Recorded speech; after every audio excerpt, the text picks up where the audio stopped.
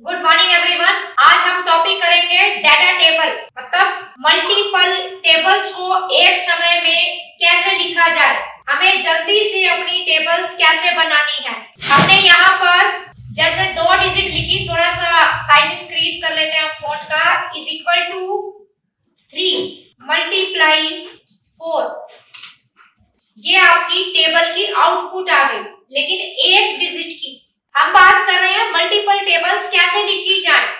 मेरे को यहाँ टेबल लिखनी है 26, 27, 28, 29, 30। मुझे यहाँ पर कुछ डिजिट दी गई है जिनका मुझे टेबल बनाना है और इतने आसान तरीके से बनाना है।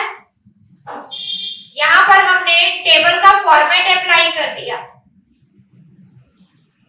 जो हमारा 10 तक कवर हो जाता है।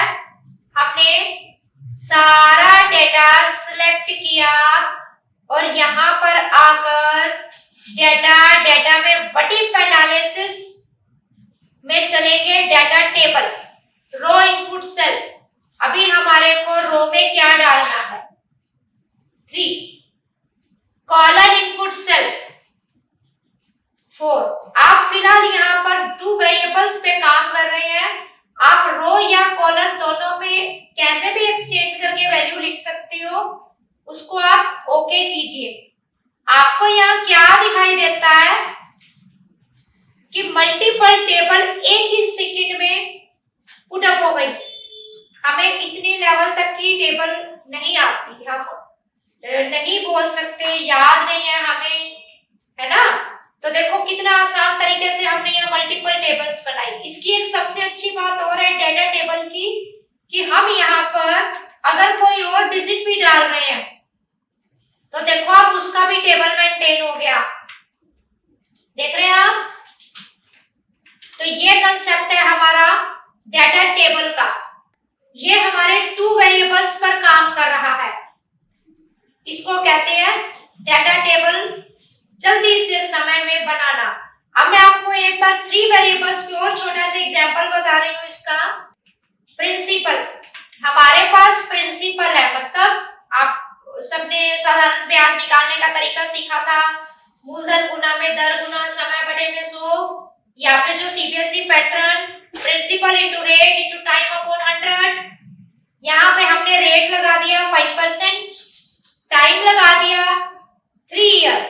फाइंड द सिंपल इंटरेस्ट, मैंने यहाँ सिंपल इंटरेस्ट निकाला is equal to principal into rate into time upon 100। आप देख रहे हैं साधारण ब्याज निकल गया हमारा यहाँ पर 5000 पर 5% और 3 साल के लिए। अब कॉमन सी चीज ये है कि एक फाइनेंसर क्या करता है, जब वो अपना पैसा किराए पर चढ़ाता है या उससे कोई सपोर्टिंग के लिए, हेल्प के लिए लेता है, तो वो क्या करता है, जो जितना जिसको नीड होता है वो उतना लेता है।